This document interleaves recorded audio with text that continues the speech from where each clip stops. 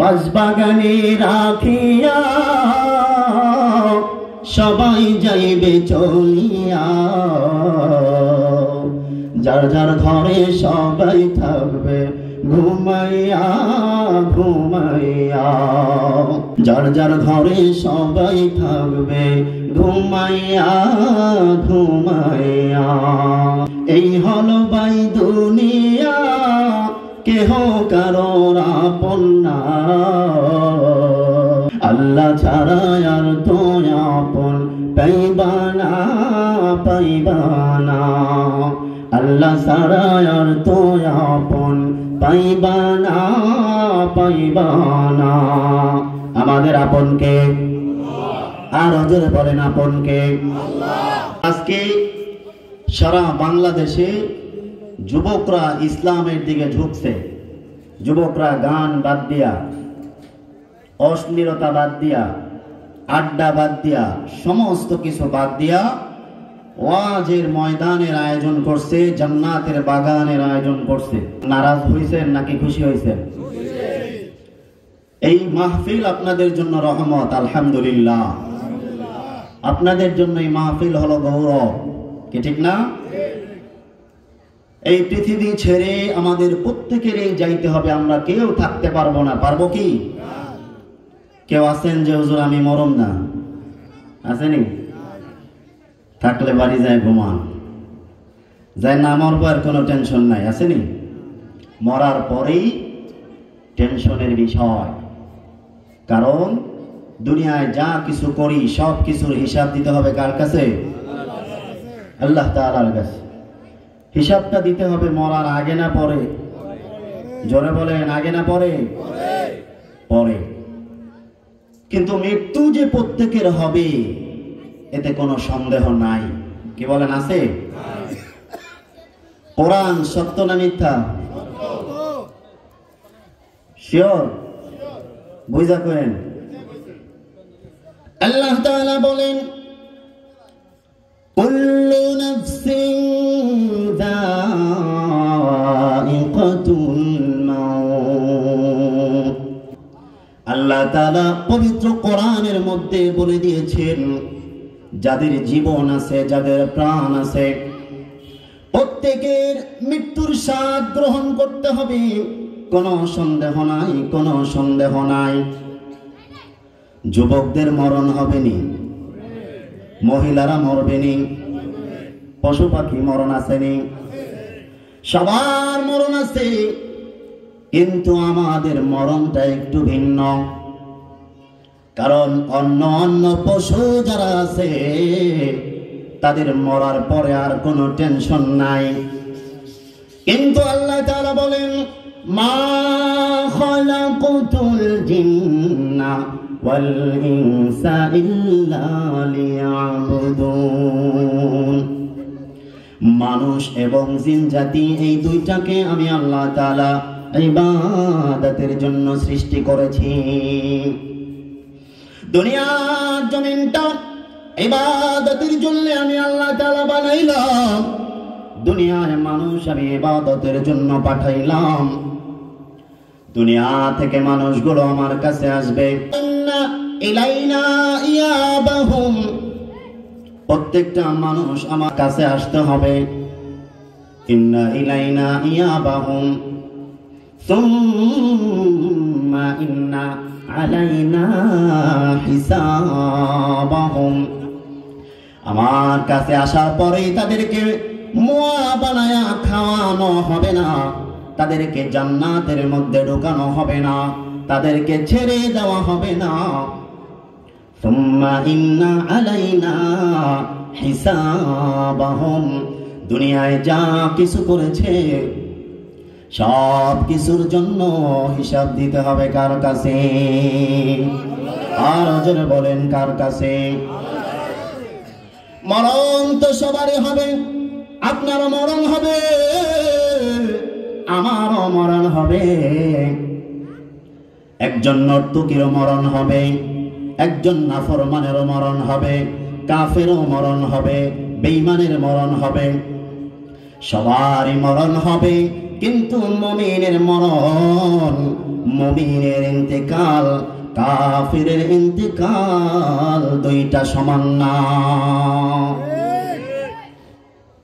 মুমিন বান্দা যখন ইন্তেকাল করবে, ইন্তেকালের পরে তাকে যখন কবরের মধ্যে রাখা হবে, আল্লাহ তাআলা বলে দিবেন, ও বান্দা তোমার কোনো টেনশন নাই, তোমার কোনো চিন্তা নাই।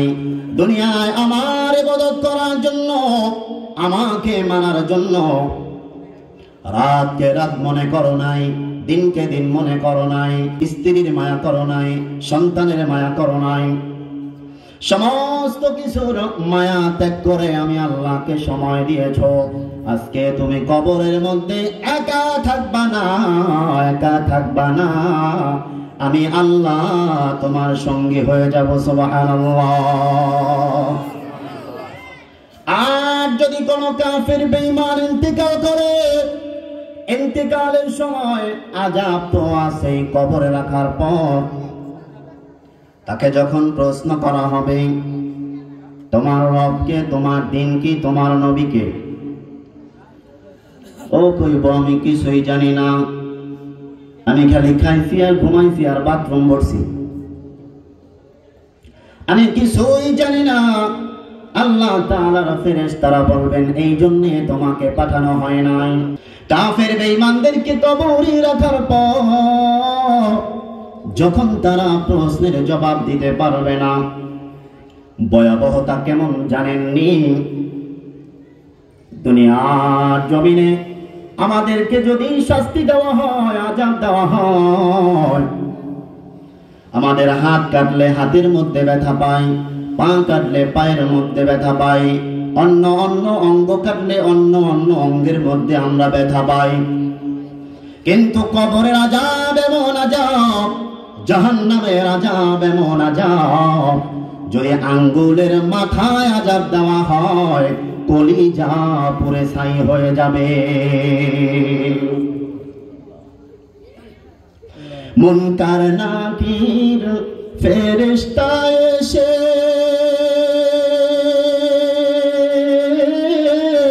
সওয়াল করবেন পাশে বসে, সঠিক জবাব না পাইলে উপায় থাকবে না।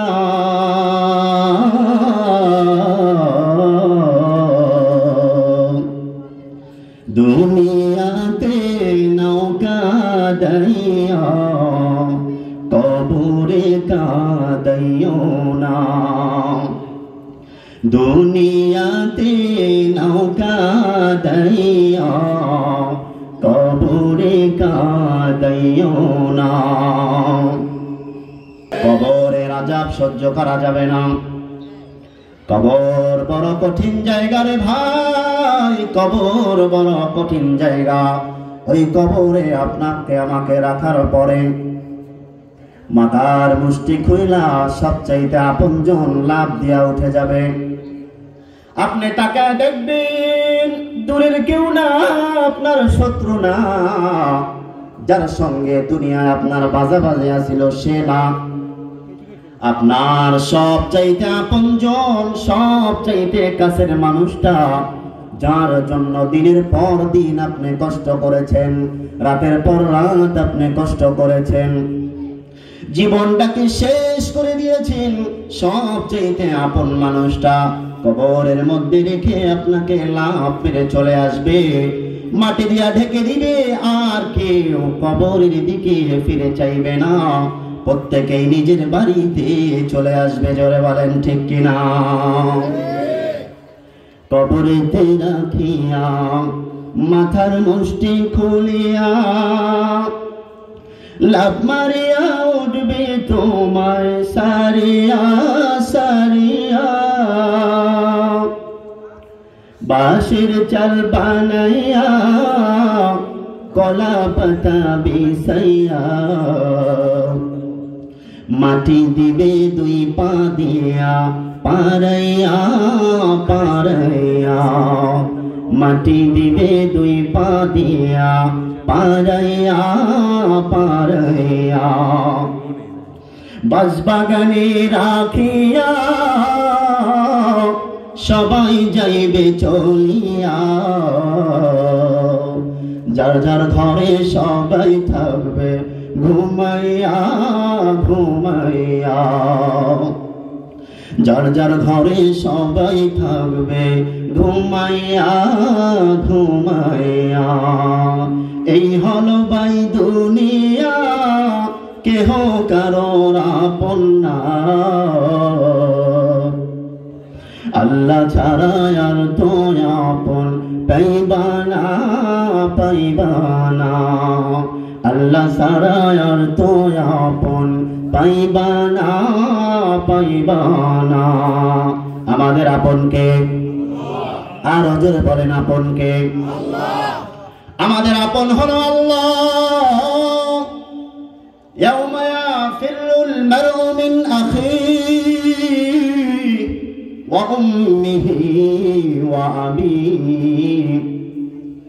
ওয়া সাহিবাতিহি ওয়া বানিহি আপন ভাই চিনবে না স্ত্রী চিনবে না কেউ চিনবে না আপন জন আমাকে পরিচয় দিবে না আপনাকে পরিচয় দিবে না কিন্তু একজন আপনাকে আমাকে পরিচয় দিবেন পাশে থাকবেন তিনি হলেন আল্লাহ মওত আমাদের প্রত্যেকের হবে কিন্তু মরণটা যেন বেঈমানের মতো না হয় মরণটা যেন কাফেরের মতো না হয় মরণটা যেন আমাদের জাহান্নামী মরণ না হয় আমরা মুমিন মুসলমান আমাদের মরণটা যেন জান্নাতি মরণ হয় জোরে বলে আমিন জান্নাতি মরণ চাই কি চাই না